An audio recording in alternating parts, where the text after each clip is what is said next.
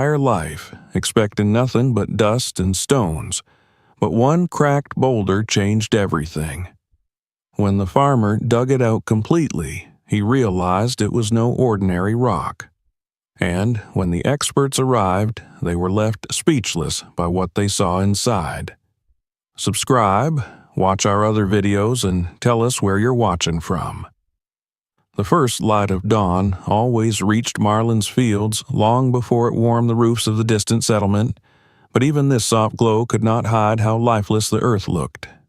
The land lay in uneven plates, scarred by years of drought and generations of failed hopes. Where other farms had even rows of crops, Marlin's property was scattered with stubborn stones and patches of dry grass that clung to the soil as if too tired to grow any further. Dust rose with every breeze, swirling along the ground before settling again, as though ashamed of disturbing the silence. This place had fought for life for decades and lost more battles than it won. Yet it remained the only home Marlin had ever known. He stepped out of the small wooden house that had been built by his grandfather, a structure that had survived storms, poverty, and time, but carried the marks of all three. One side of the roof had sagged just a little more since last year. The window frames were warped from the heat. The porch creaked under his weight, announcing his movements like an old friend unable to stay quiet. Marlin paused on the final step, letting his eyes sweep across the property. Every morning, he asked himself the same silent question. Could this land still give something, anything, if he just learned how to work it differently? And every morning, he chose to believe it could. He breathed in slowly, feeling the dryness of the air scrape gently against his throat. Rain had not visited this area for nearly 4 months, and the cracked patterns in the soil looked like a map of suffering. But Marlin had long learned that working land like this required more than physical strength. It required stubbornness, the kind that outlasted disappointment. It required waking up with the memory of yesterday's failures and still picking up the tools today. It required a hope that felt ridiculous to anyone else, but felt like survival to him. His family was still asleep, his wife curled under a thin blanket, his 2 children sharing their grandmother's room because they preferred to fall asleep to her stories about the old days before the land dried up. It was easier for them to dream when someone else carried the weight of fear. Marlin made sure they never saw his shoulders sag under it. He always smiled for them, always laughed with them, always promised that next season would be better. But there were nights when he lay awake, staring at the cracked ceiling, knowing he was one failed harvest away from losing everything. The tools leaned against the shed told their own long story. His hoe had been patched with an iron strip welded along the back, his father's idea after the handle split one scorching summer. The shovel had dents along the blade where it had repeatedly struck hidden stones. The tractor, a machine older than Marlin himself, sat in the shade of a crooked acacia tree, its faded paint peeling off like sunburned skin. He had repaired it so many times he could identify every sound it made. The cough before the engine caught, the metallic whine of tired gears, the sputter of an aging exhaust system. He walked towards the field he had chosen for today's work, a stretch of land his neighbors had long abandoned. They used to call it cursed soil, the kind that swallowed seeds and returned nothing. But Marlin believed that beneath the hardened surface there might still be a layer worth saving. His father used to say that land was like a wounded animal. If you treated it right, it could heal. If you pushed it too hard, it would fight back. And Marlin had spent his whole life trying to understand how to make this place forgive them all. He lifted the first clump of dirt with his shovel, feeling the vibration run through the handle into his palm. The ground was resistant, as if protecting something hidden beneath. He moved slowly, mindful of the strain on his back, but determined to break past the first stubborn layer. Sweat formed quickly despite the early hour, sliding down his temples and mixing with the dust. He worked carefully, shifting stones aside, loosening the soil around them, listening to the earth as though it were speaking a language he had learned as a child. Each strike of the shovel sent tiny sparks of pain up his arms, reminders that he was not as young as when he first claimed this patch of land. But he continued, driven not by youth but by necessity. His children deserved better than empty promises. His wife deserved better than counting coins before every visit to the town market. His mother deserved peace in her final years, not the constant worry of whether tomorrow's harvest would be enough. He was so focused on the rhythm of digging that he almost missed the subtle shift beneath the blade when the ground responded with a hollow, unfamiliar tone. He froze, puzzled. Soil usually groaned or cracked, but this sound was different. Dense, almost metallic. He knelt and swept away dirt with his calloused hands, revealing something smooth beneath the surface. It wasn't a rock, not in the way he knew rocks. This one was shaped too evenly, too precisely, as though time had polished it on purpose. The surface was cool even in the rising heat. Marlin brushed away more earth and exposed a broader curve. The object was large, possibly enormous, and its shape suggested something buried long before his family settled here. His heartbeat quickened not from fear, but from a strange instinctive awareness that he had touched something meant to stay hidden. He pushed more soil aside, breathing harder, driven now by curiosity that overpowered fatigue. His fingers traced the smooth arc, noticing faint ridges running across it. The color was darker than the surrounding stones, a deep slate tone that absorbed light instead of reflecting it. He tapped it lightly. The echo sounded distant and hollow, like knocking on an old drum, not on rock. For a moment, he sat back on his heels, confused. Nothing about this place had ever suggested it held secrets. The land was too poor, too barren, too ordinary. Yet here, beneath the failed crops and scattered stones, was something that didn't belong to this era. He glanced over his shoulder toward the house. Everyone was still asleep.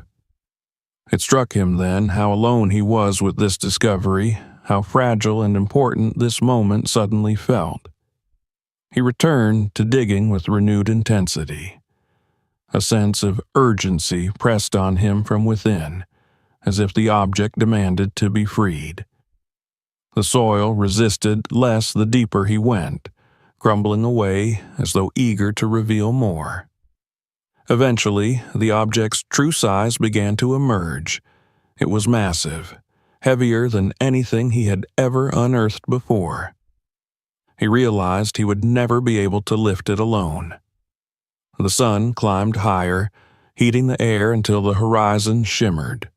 Marlin wiped his brow, leaving streaks of mud across his forehead. He studied the exposed surface again.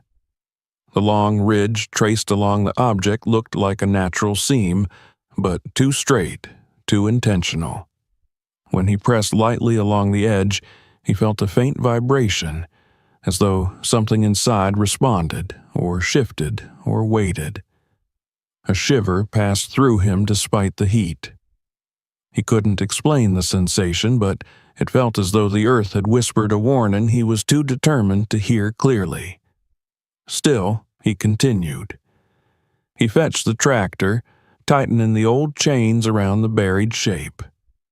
As the engine roared to life, the ground trembled slightly beneath his feet. He eased the tractor forward, slowly pulling until the chains strained with a metallic groan. The earth reluctantly gave way. After several attempts, the object shifted, breaking free from its ancient cradle with a low, resonant crack. Dust rose around it in a cloud, and the air smelled suddenly older, as if the very soil exhaled a memory held for ages. Marlin cut the engine and stared at what he had dragged into the open. The massive form lay before him like a sleeping giant. For a moment, he didn't move, struck by the weight of what he had done, aware that he had crossed a threshold he didn't fully understand. When the object settled onto the ground, the long seam running across its surface widened ever so slightly, revealing a sliver of something inside, something that was not stone, something that breathed the silence of a world older than his land, older than his family, older than all the forgotten dreams buried beneath this soil. It was in that moment Marlin understood. His life had just changed, and nothing on this land, or beyond it, would ever be the same again.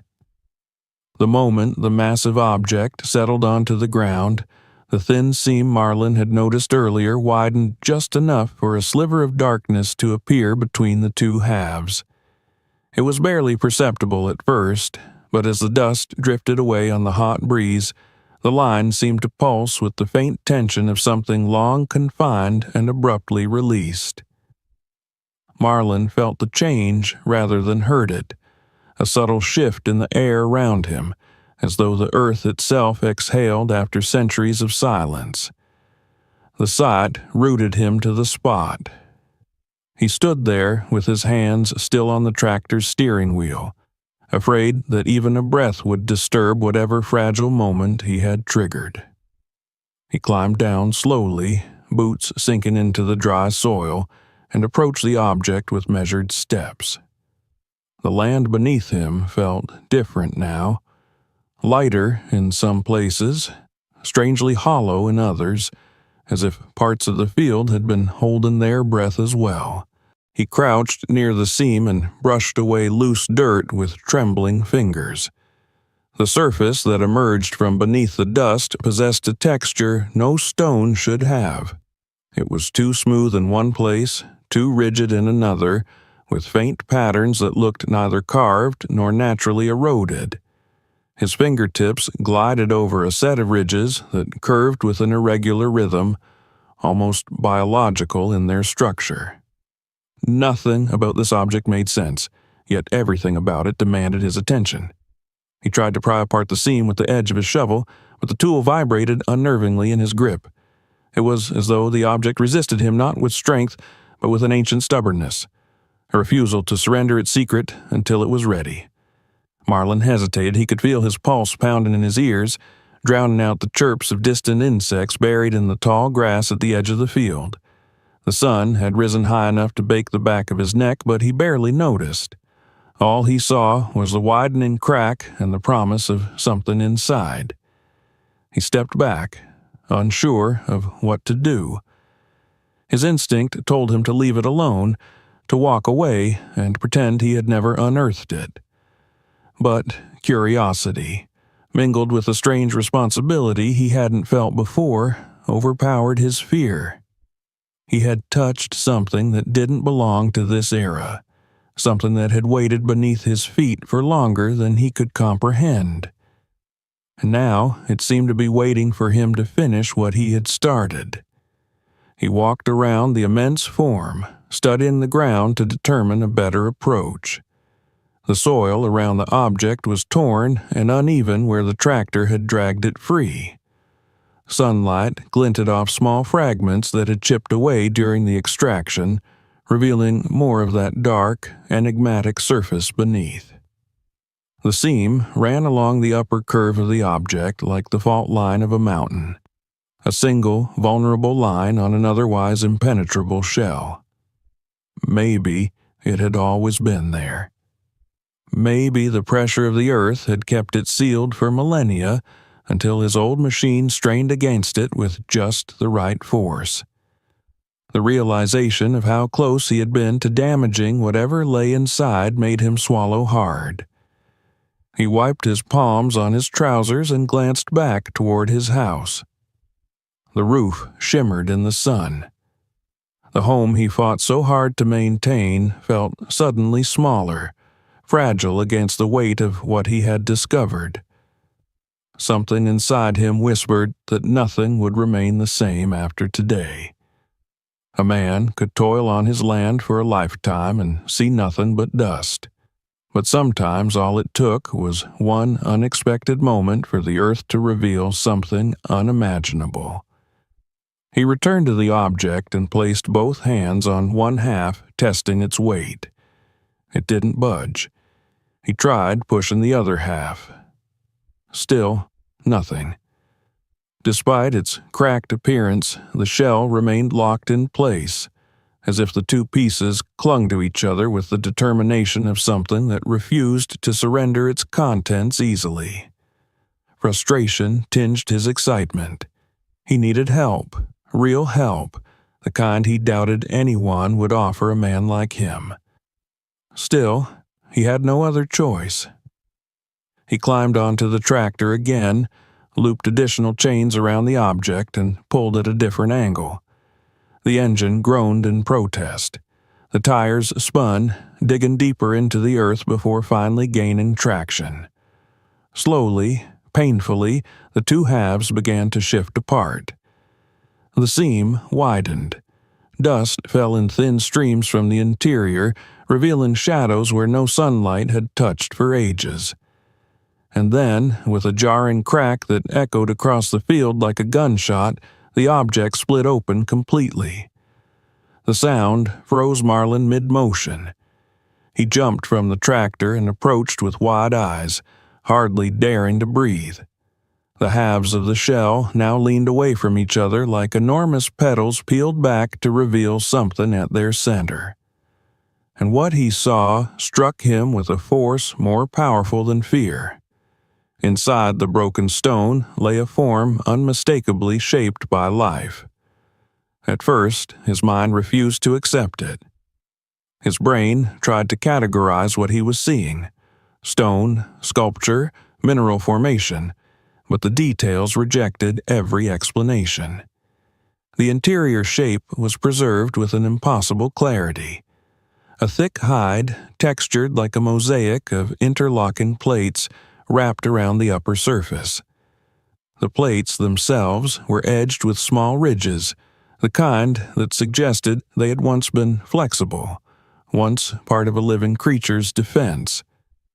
Beneath the plates, subtle depressions hinted at muscle and bone. Near one end, an outcropping curved sharply, like the base of a spine that had stiffened into armor. The object was not carved. It was not shaped by human hands.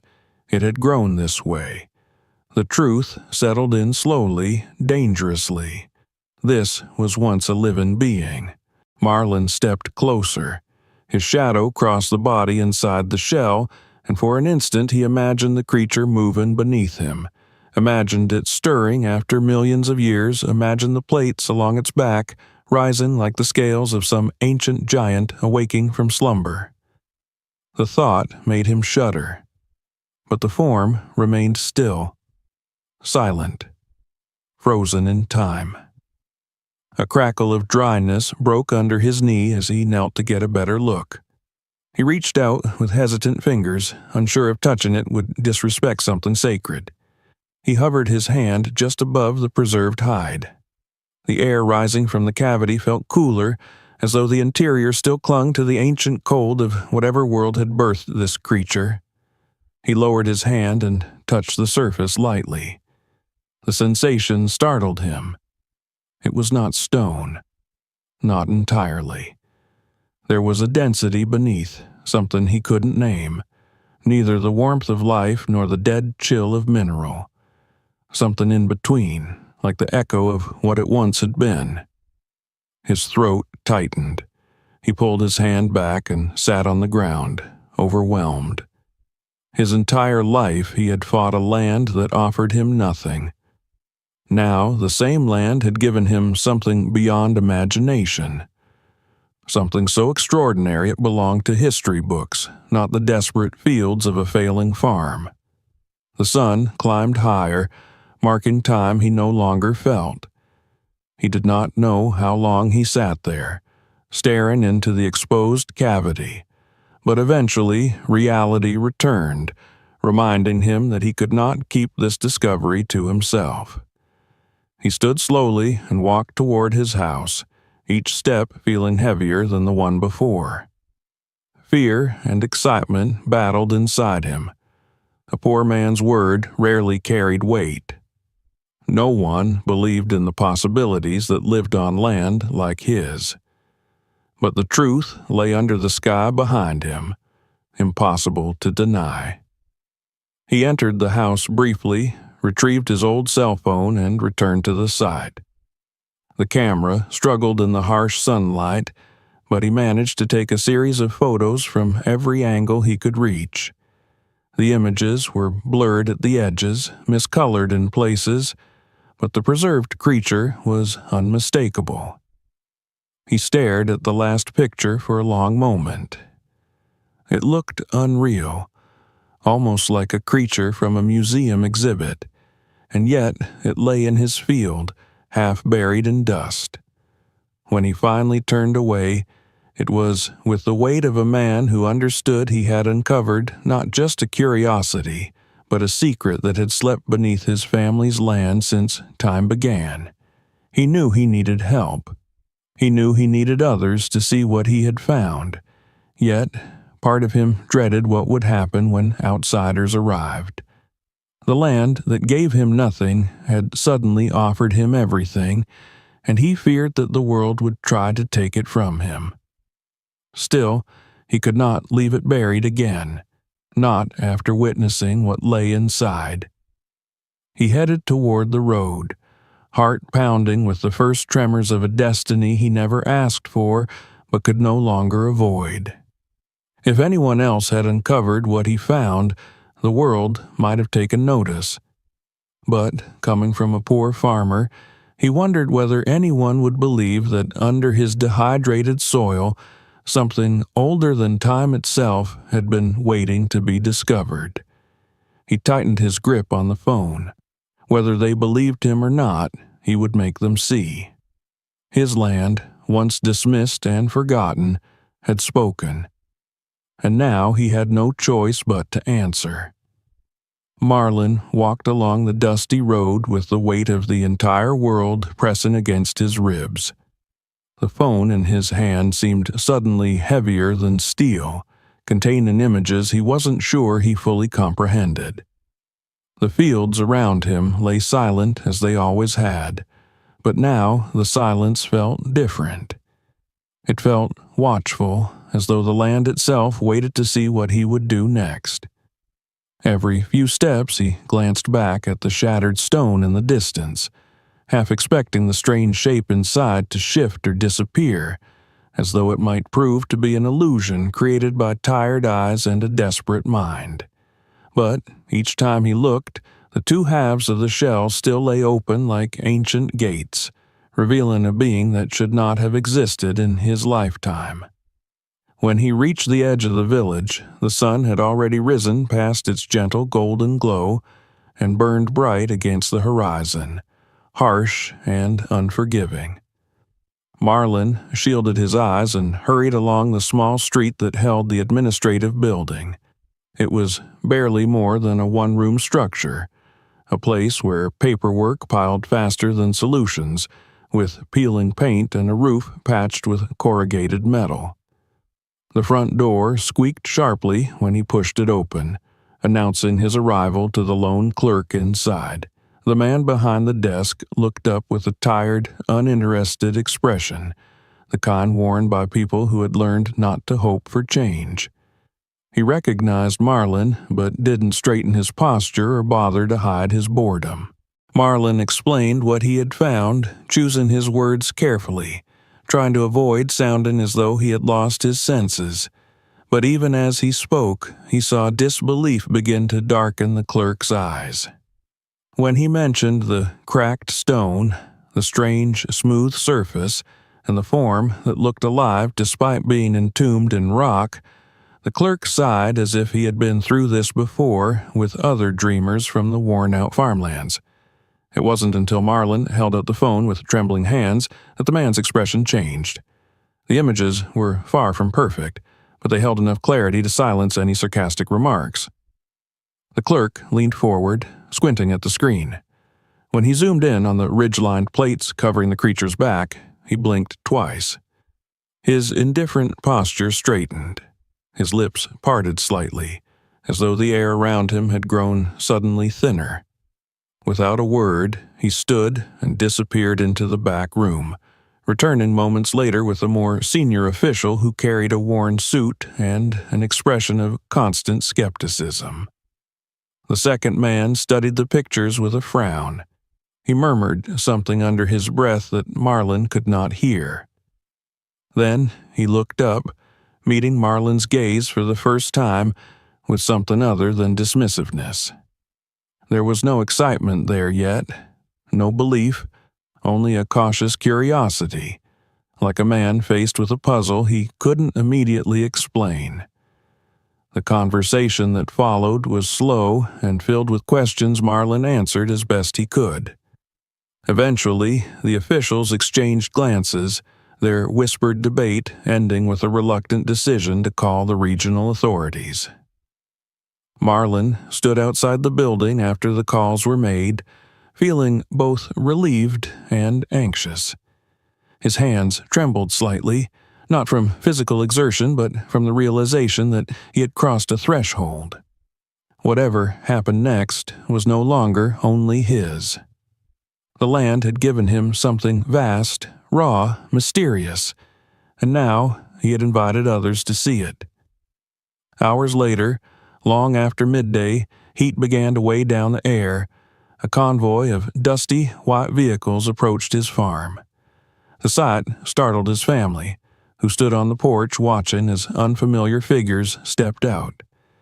His wife placed a hand on his arm, worry tightening her features. His children pressed close to her side, eyes wide with confusion. They had rarely seen outsiders with such purpose in their stride. His mother watched from the doorway, leaning on her cane, her face unreadable beneath the heavy lines that told stories of hardship. Marlin guided the group toward the field, feeling them crowd behind him with curious energy.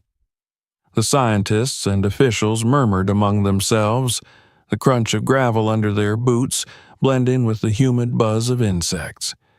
Some carried measuring instruments, others notebooks, still others crates with equipment he didn't recognize. There were 2 university researchers, a pair of field geologists, and one man whose serious expression and well-worn satchel hinted at decades of paleontological work. They all expected to find something explainable, perhaps old machinery, mineral deposits, or debris from a long-forgotten structure. But the moment they came within sight of the split stone, the murmurs faded into an abrupt silence. Then the silence deepened into something like awe. One scientist stopped walking altogether. Another removed her hat, as if in the presence of something sacred. The paleontologist with gray hair stepped forward ahead of the group, his eyes widening in disbelief as he moved closer to the exposed creature. Marlin watched the man's stern expression crumble into raw shock. No one spoke for several seconds. It was as though the ground itself demanded silence in honor of what lay half exposed. The creature's armored hide captured the sunlight in a way that made it seem unreal, like something sculpted by a master craftsman from a material that refused to age. The plates along its back were arranged in interlocking patterns, perfectly preserved despite being buried for longer than human history could fathom. Every edge, every ridge, every curve told a story of a living form that once inhabited a world Marlin could barely imagine. One of the younger researchers knelt and traced the air above the exposed hide, careful not to touch it directly. She whispered something breathless and astonished to her colleague. The paleontologist knelt beside her, momentarily at a loss, His hands hovered over the fossil without touching, trembling slightly. It was the trembling of someone who had devoted their life to searching for fragments and shards of the ancient world, but had never expected to find an entire form so intact, so untouched by decay. He rose to his feet slowly, turning towards the officials who had accompanied him. His expression had transformed completely. The skepticism had evaporated, replaced by urgency and reverence. The officials exchanged uncertain glances, sensing the magnitude of the moment, but not yet understanding it. The scientists sprang into motion. They circled the exposed halves of the stone, taking photographs from every angle and marking the perimeter with flags.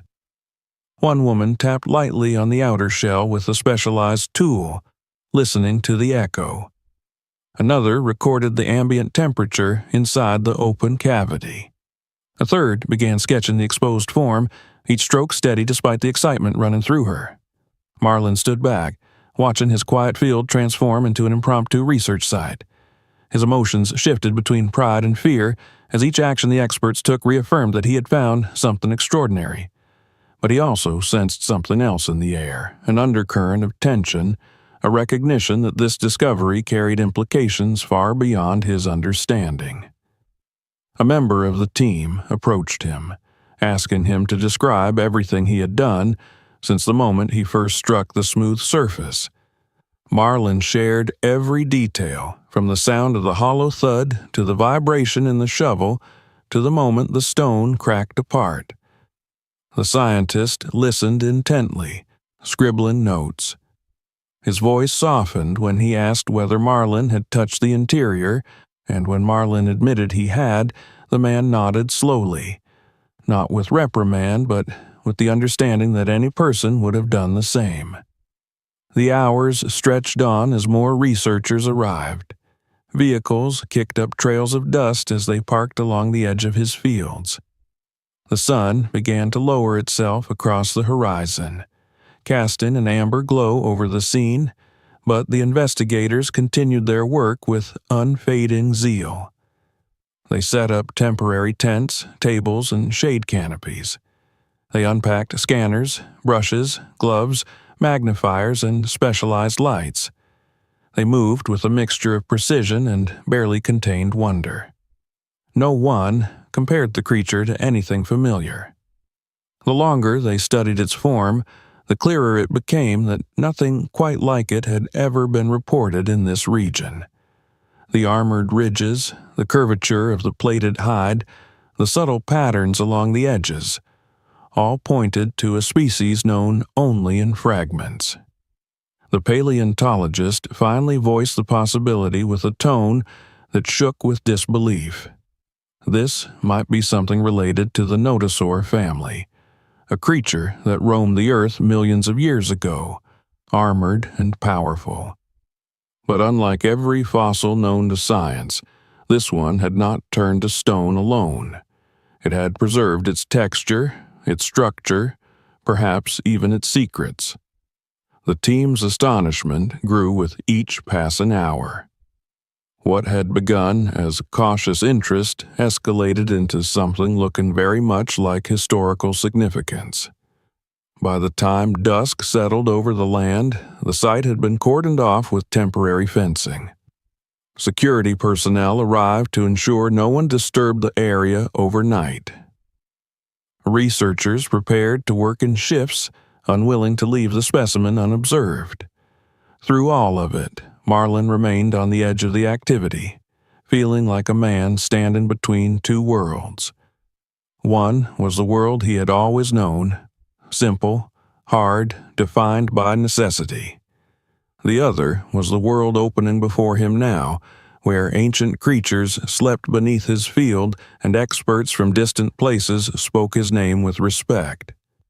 He returned home late that evening, the sky streaked with the last traces of orange.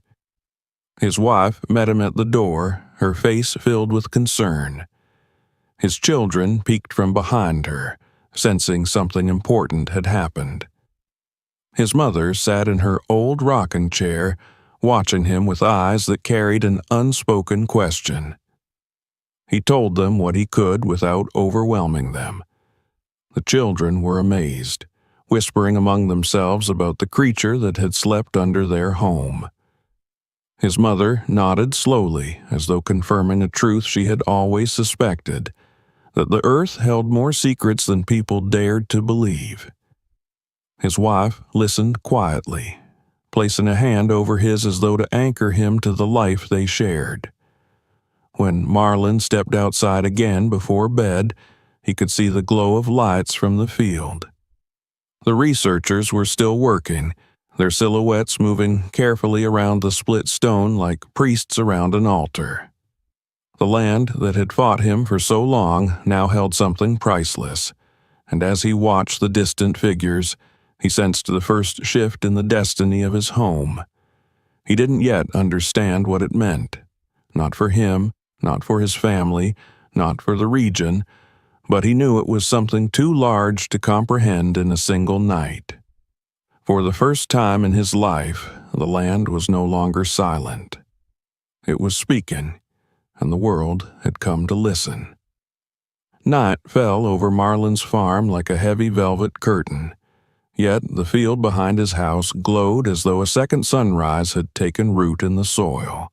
Floodlights cast tall, stretching shadows across the cracked earth, turning the familiar landscape into something strange and almost theatrical. The researchers worked through the darkness with the unwavering focus of people who feared that if they blinked too long, the discovery before them might vanish. Every few minutes, Marlin could hear the soft hum of their equipment, the quiet conversations carried by excitement, and the occasional exclamation that rose above the others before being swallowed by the vast night. It was surreal to stand outside his home and see the land, once overlooked by everyone, transformed into the heart of something monumental. By morning, exhaustion weighed on him, but anticipation overshadowed it. He barely slept, waking repeatedly to glance through the window at the distant lights. When dawn finally came, the lights dimmed but did not disappear.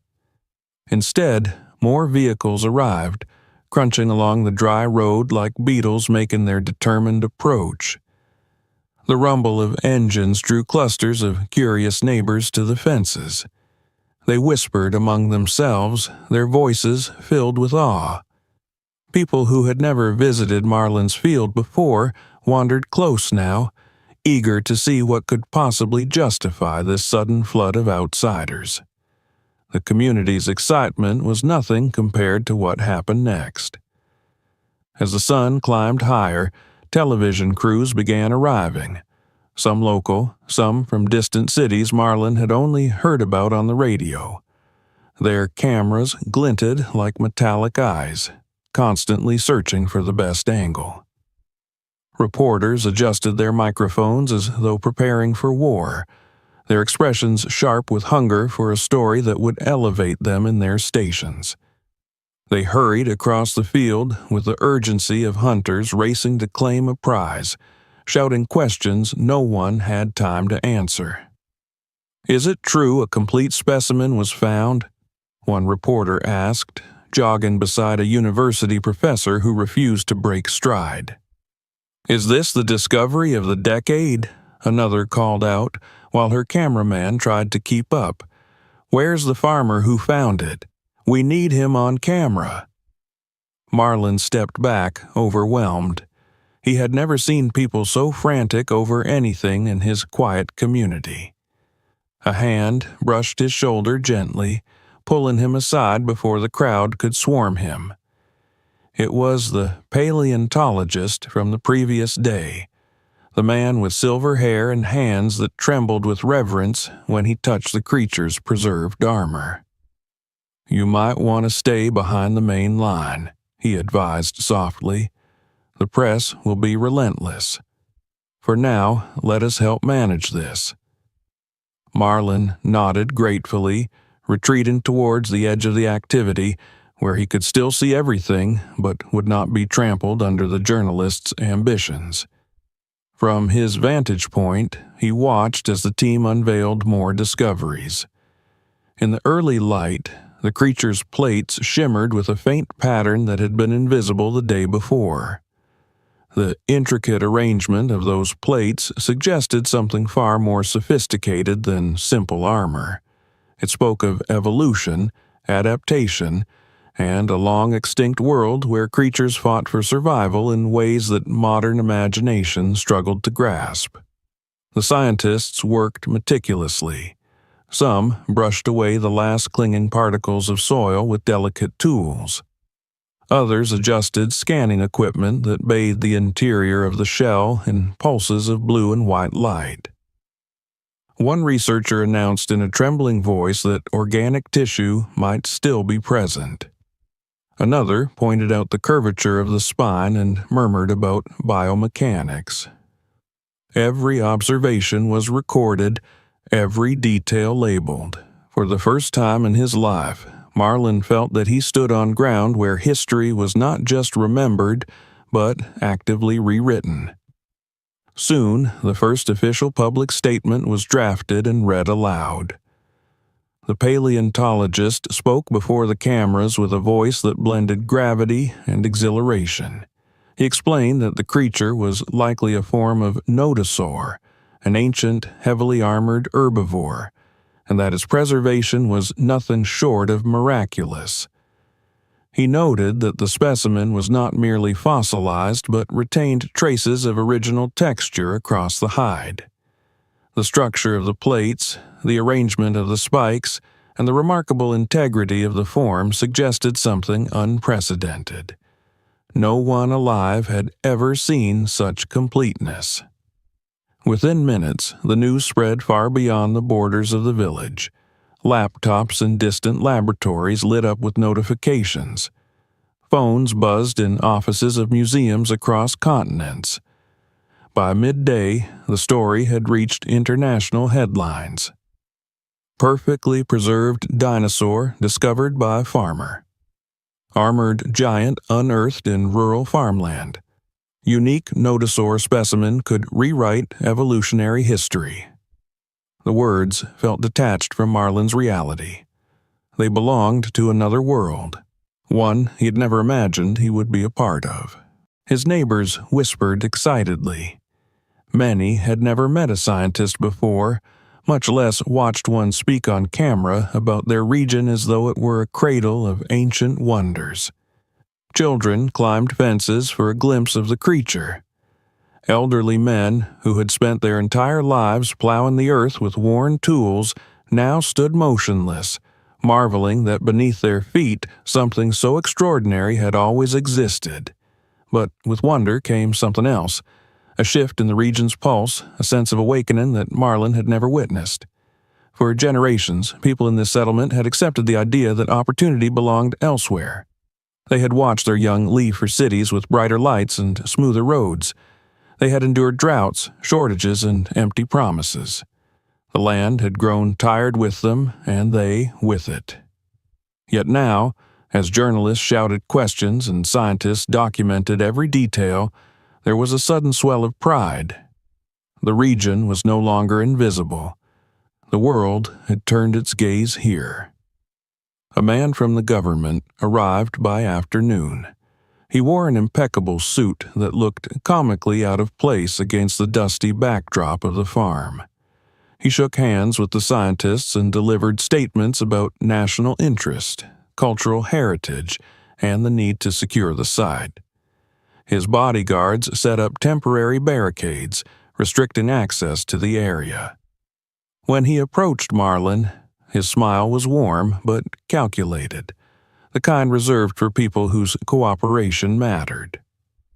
"You made a remarkable discovery," he said in a tone that carried both admiration and expectation.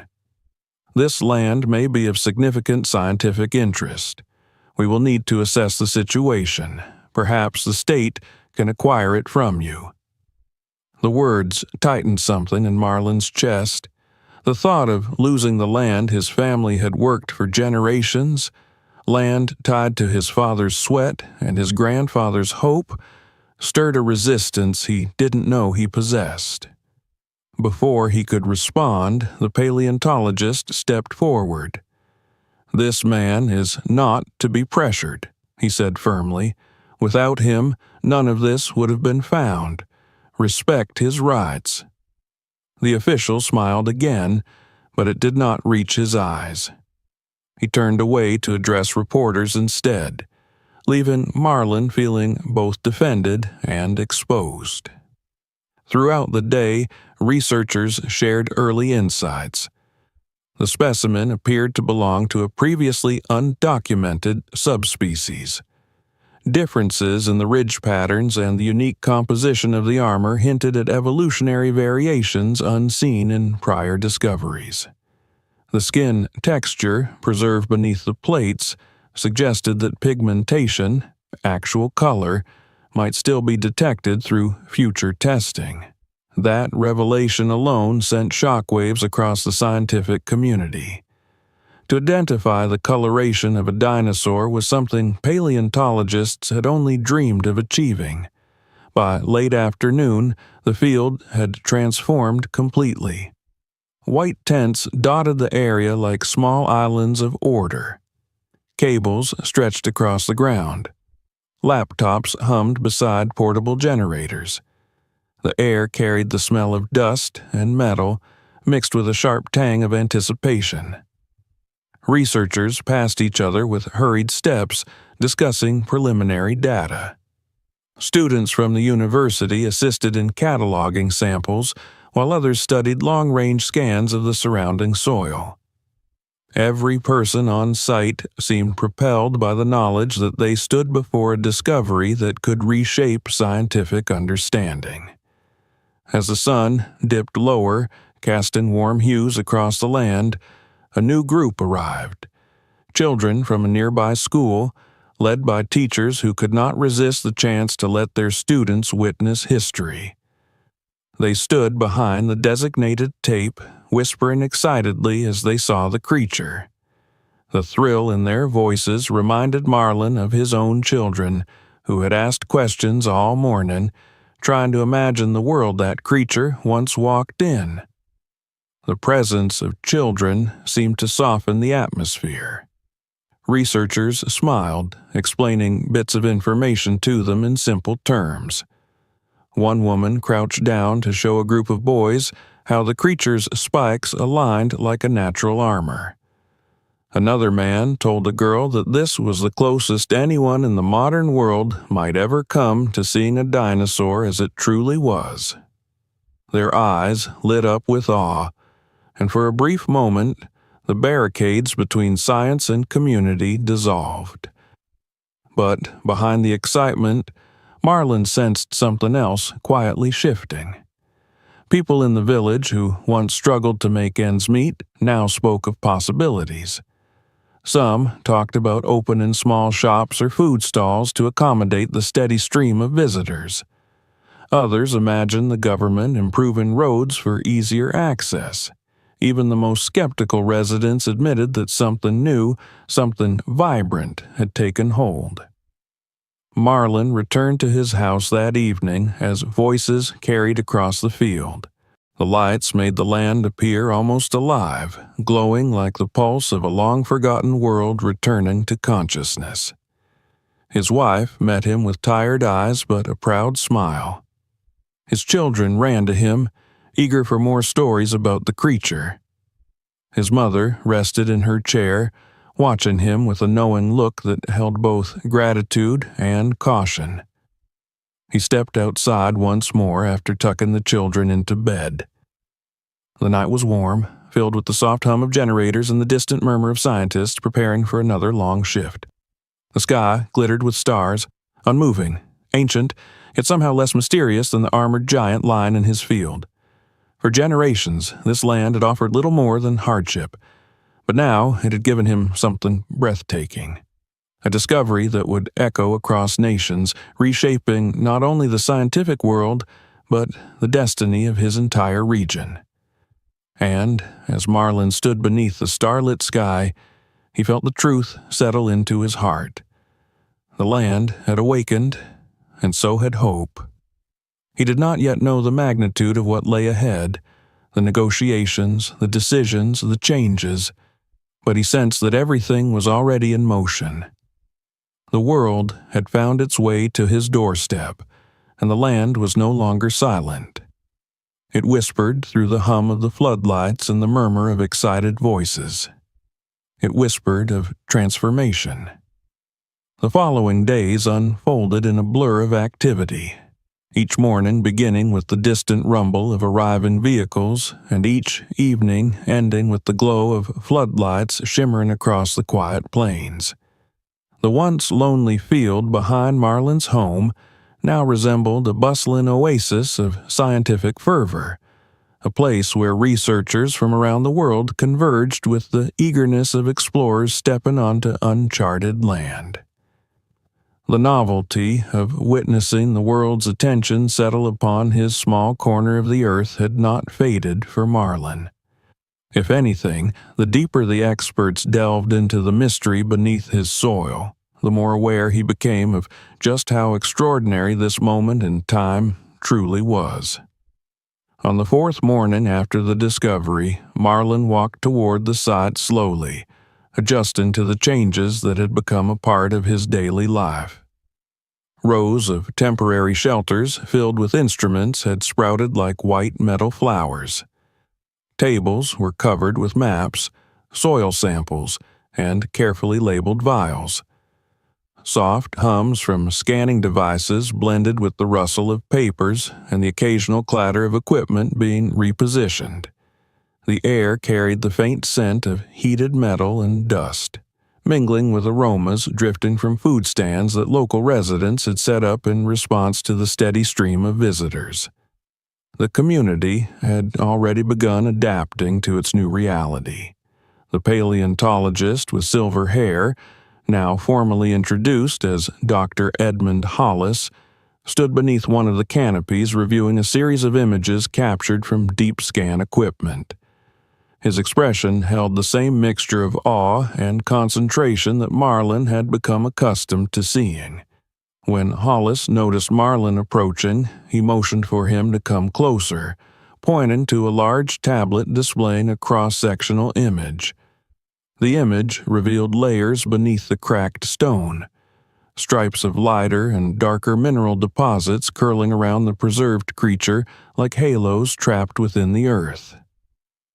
"These scans tell a story," Dr. Hollis said softly, as though raising his voice might disturb the ancient layers still hidden below.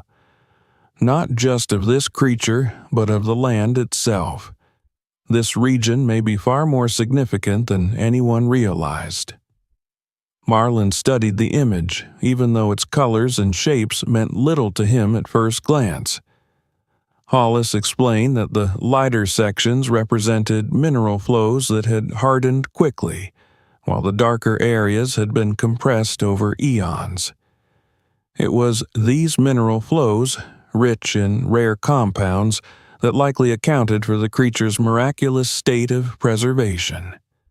The hardened, gel-like sediment that had buried the nodosaur had acted as a natural seal, preventing decay and protecting even the most delicate structures. As the professor spoke, his voice carried the tone of a man unraveling a riddle long thought unsolvable. More researchers gathered to examine the findings. Discussions swirled around theories of ancient landslides or sudden geological upheavals that could have engulfed the creature while its body was still intact. Marlin listened, absorbing whatever he could. Though he knew little about geology, he sensed that their excitement was deepening. This was no longer merely the discovery of a beautifully preserved dinosaur. It was the discovery of a unique geological phenomenon that held untold secrets within its layers. Around midday, a team of geologists invited Marlin to follow them to a section of the field where they had begun digging small, precise pits. They explained that they were examining the soil in search of clues, tiny mineral clusters, variations in sediment density, and anything else that might reveal the ancient events that shaped this land. The ground outside the excavation pit looked unremarkable to Marlin, but the scientists treated it with reverence, brushing away the soil gently as though they feared to disturb something sacred. Suddenly, one of the geologists, a woman with short hair and sharp eyes, held up a sample that glittered faintly. She explained that this particular mineral, though common in small quantities, had rarely been found in such dense concentrations. It was a substance known for its preservative properties, capable of creating near-perfect mummification when combined with rapid burial. Marlin felt a rush of astonishment as he realized that the extraordinary state of the creature had not been a matter of chance. The land itself had played a pivotal role. For millions of years it had protected the nodosaur like a sealed vault, holding its form untouched by time. The afternoon grew warmer, and clusters of scientists gathered under shaded tents to analyze the new information. Discussions grew spirited. Some argued that the mineral deposits suggested a sudden, violent event, a great flood or mudslide triggered by volcanic activity. Others believed the creature might have fallen into a natural sinkhole that rapidly filled with mineral-rich sediment. The debates continued as the researchers layered theory upon theory, building a vision of a prehistoric world far removed from the dry, exhausted fields of Marlin's present. As the conversations grew more animated, a group of visiting officials appeared once again, clearly more interested now that the scientific significance of the site had been firmly confirmed. They observed the excavation with newfound urgency, whispering among themselves as they studied the maps and documents. Their presence stirred the same anxiety within Marlin that he had felt days earlier. He had seen the glint in their eyes, the hunger to turn this land into something profitable, something controlled. He feared that, with enough pressure, they would try to claim the land as government property, leaving his family with nothing but memories. But it soon became clear that the scientists were not about to let that happen without protest. Dr. Hollis and several others openly argued that the land must remain partly in private hands, that Marlin's discovery was not only a scientific blessing, but also a testament to his stewardship. They emphasized that any future project should benefit the local community. Some suggested creating a protected research area or even a museum and educational center that would bring employment and opportunities to the region. For the first time, Marlin realized that he was not alone in this. People who barely knew him were now speaking on his behalf. By late afternoon, a new layer of excitement rippled through the field. A different scanning team had completed a deeper analysis, one that revealed something unexpected. Marlin was called over to view the results, and when he saw the images, he did not fully comprehend their meaning at first. Beneath the location where he had unearthed the nodosaur, the scans revealed an irregular shape embedded deep in the earth. It was large, distinct, and unmistakably separate from the creature already exposed. The researchers had found something else. Dr. Hollis explained that the shape was too smooth and too consistent to be random. It suggested the possibility of another fossilized structure, or perhaps a separate layer of preserved material. The shape could be another creature, another shell, or even a cluster of minerals encapsulated in a similar way. Whatever it was, it promised another discovery once the excavation expanded. Marlin felt his breath catch as whispers swept across the site. The land, it seemed, held more than one secret. The nodosaur might have been only the beginning. The rest of the day unfolded with renewed energy. Teams reorganized their schedules, preparing to dig deeper once their equipment was calibrated for safety. The excitement was tempered, however, by the realization that the next phase of excavation could take months, possibly years. The need for a long-term plan became undeniable. In the evening, as the sun dipped below the far hills, a meeting was held under the largest tent. Researchers gathered around a long table covered with charts and proposals. Marlin took a seat at one end, still uncertain of his place among them but encouraged by the warm nods he received. Dr. Hollis began by outlining the scientific potential of the site, not just the value of the nodosaur itself, but the unique geological composition of the land. He emphasized how rare it was to find such a perfect blend of conditions capable of preserving ancient organisms. The importance of the site extended far beyond a single specimen. It had the potential to become one of the most important paleontological resources in the world. But, more importantly, the professor stressed that any development should uplift the local community. He argued that the region, long forgotten by the country's planners and leaders, now had a chance to flourish in a way no one could have predicted.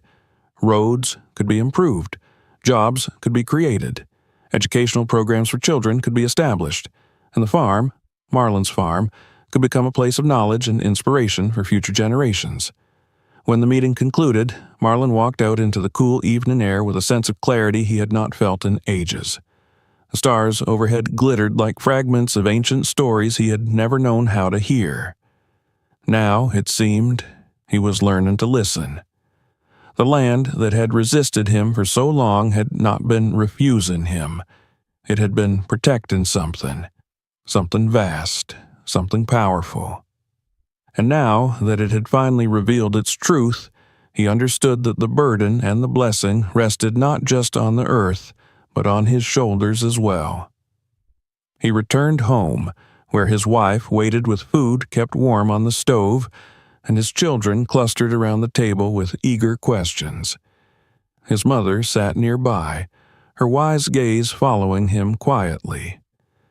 As he shared the discoveries of the day, he saw the awe in the children's faces, the hope in his wife's smile, and the quiet pride in his mother's eyes. They listened as though hearing the beginning of a story that belonged not just to him, but to all of them. And for the first time in his life, Marlin felt that the land beneath his feet was not his enemy. It was his legacy. It had chosen him, not because he was wealthy or powerful or trained in science, but because he had worked its surface with humility, patience, and faith. He had uncovered its ancient heart, and now it trusted him to protect it. He lay awake in bed long after his family fell asleep, thinking not about the struggles of survival, but about the promise of what lay ahead. The unknown shape beneath the soil felt like a heartbeat echoing through the ground.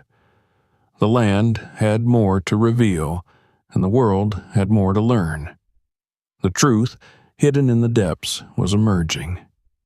And Marlin knew, with a certainty that settled deep within him, that the next chapter of his life, and of his land, was only just beginning. The first weeks after the revelation that another object lay buried beneath Marlin's field passed with an intensity that made the days blur together until they felt like a single, continuous breath.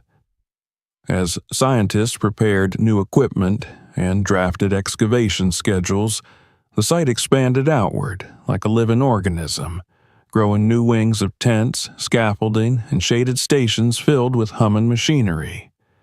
The land behind Marlin's home transformed into something entirely unrecognizable.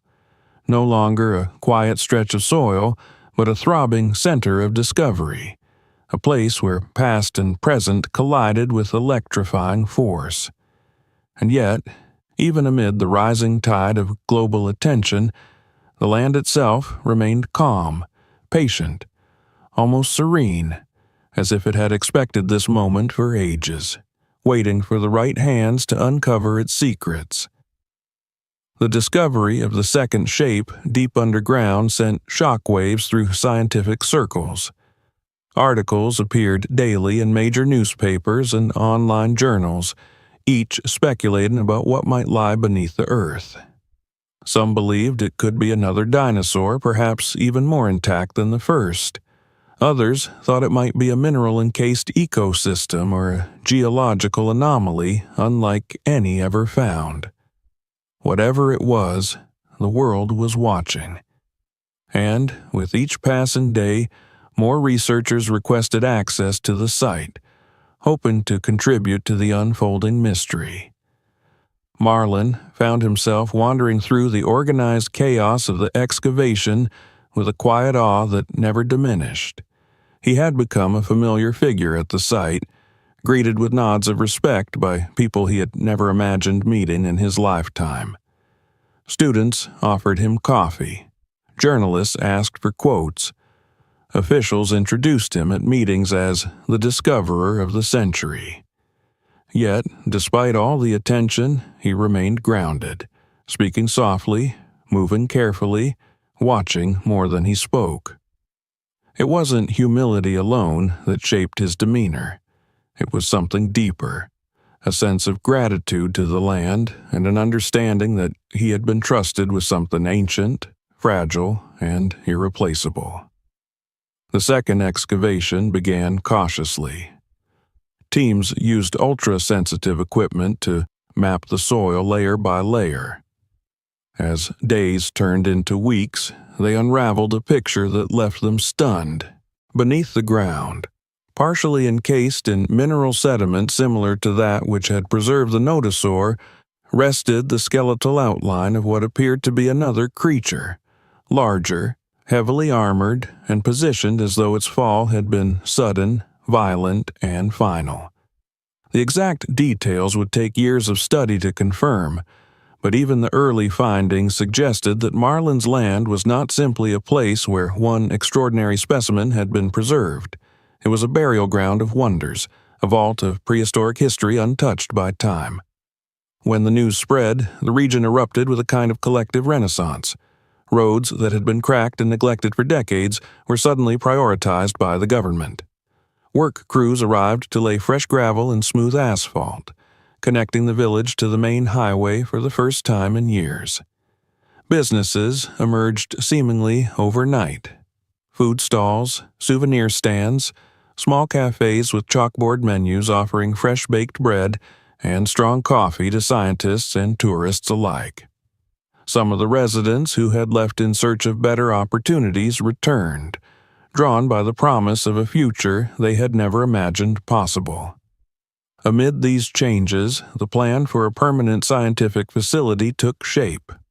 A consortium of universities, museums, and research foundations proposed building an integrated paleontological research center directly on Marlin's land. The center would include laboratories, classrooms, preserved dig sites, a visitor's center, and a museum showcasing the nodosaur and any future discoveries. The proposal was ambitious, perhaps even overwhelming, but the enthusiasm behind it was fervent. Experts argued that such a facility would not only safeguard the fossils, but also establish the region as a global epicenter for paleontology. The initial designs were brought to Marlin's home for review. Architects and officials spread large blueprints across his old kitchen table, the paper nearly brushing the floor. They explained every element of the design, pointing out where the laboratories would be located, where the museum entrance would stand, how the structure would blend with the land instead of dominating it. They were careful, almost reverent, as though seeking his approval was an essential step in honoring the land itself. Marlin listened attentively, hands clasped on the table, his family gathered around him. His children stared at the drawings with bright, eager eyes. His wife listened quietly, occasionally exchanging glances with him. His mother, though she spoke little, nodded approvingly at the mention of educational spaces for local children. When the officials finished their explanation, they asked Marlin if he would grant the land for the project. The room fell silent. All eyes turned to him. He leaned back in his chair, overwhelmed by the enormity of the moment. For years, the land had given him hardship. Now it offered him a choice, one that would shape not just his family's future, but the destiny of the entire region. He agreed, but with conditions. The project must employ local residents. The region must benefit from the revenue. Children must have free access to educational programs.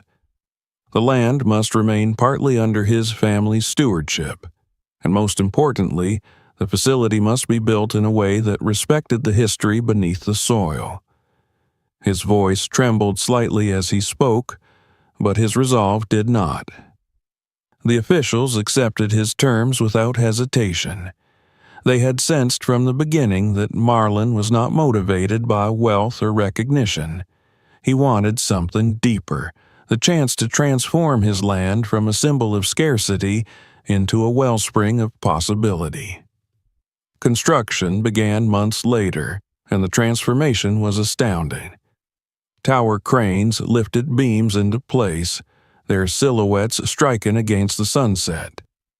Workers poured foundations with careful precision, mindful of the delicate ground beneath.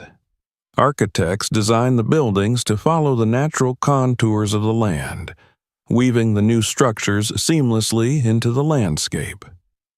Pathways were laid with local stone, and viewing platforms were built above excavated sites so visitors could look down upon the ancient layers without disturbing them. Throughout the construction, Marlin remained a constant presence. He walked the grounds each day, greeting the workers, answering questions, and quietly ensuring that the land was treated with the respect it deserved.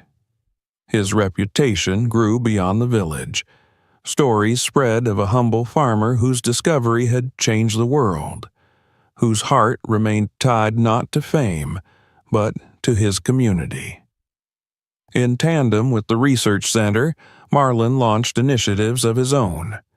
With funds granted to him as the land's original owner, he financed improvements throughout the region. He donated to the local school, transforming a deteriorating structure into a vibrant campus with new books, new technology, and a playground for children who had never had one. He oversaw the reconstruction of the community's water wells, ensuring clean access to every household. He created a scholarship fund for youth who dreamed of studying science, engineering, or medicine. And he partnered with doctors to establish a small clinic, giving residents medical care that had once been a long, expensive journey away. His actions changed lives. Families who had been trapped in cycles of poverty found new hope.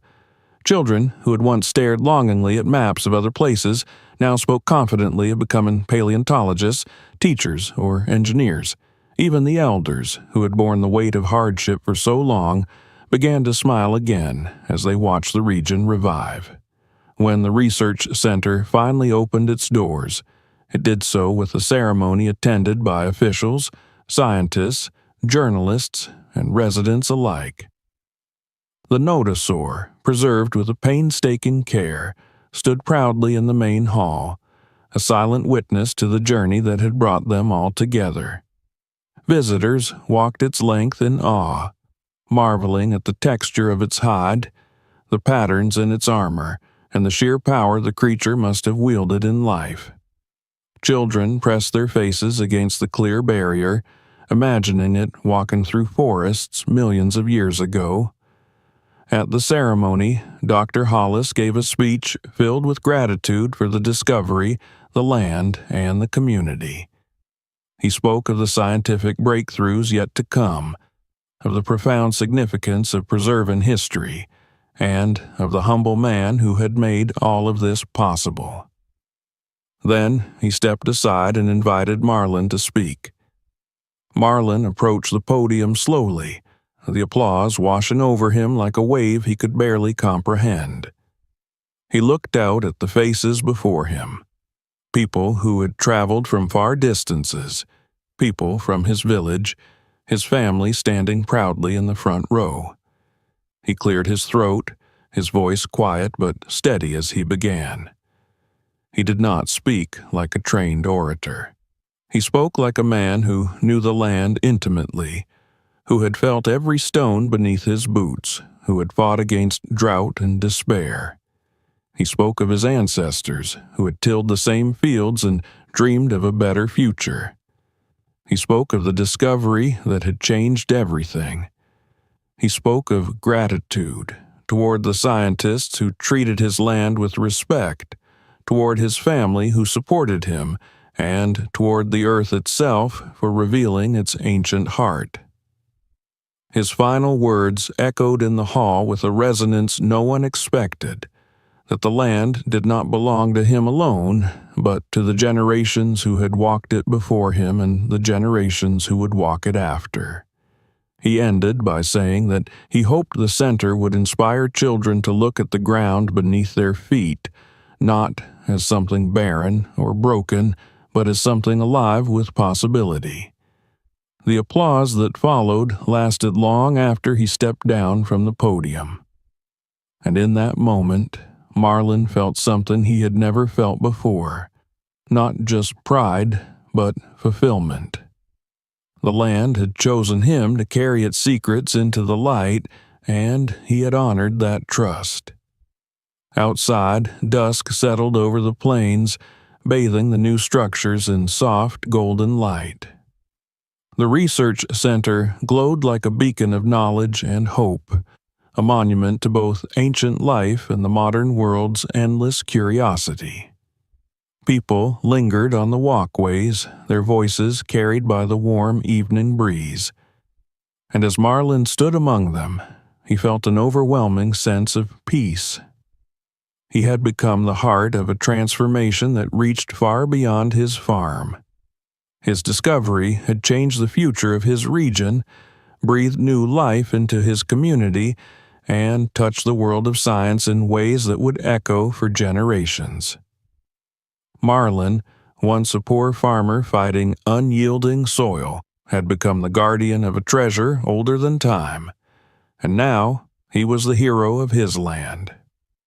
If you enjoyed this story, hit subscribe, watch our next videos, and share this one with your friends. Your support helps us bring you more stories.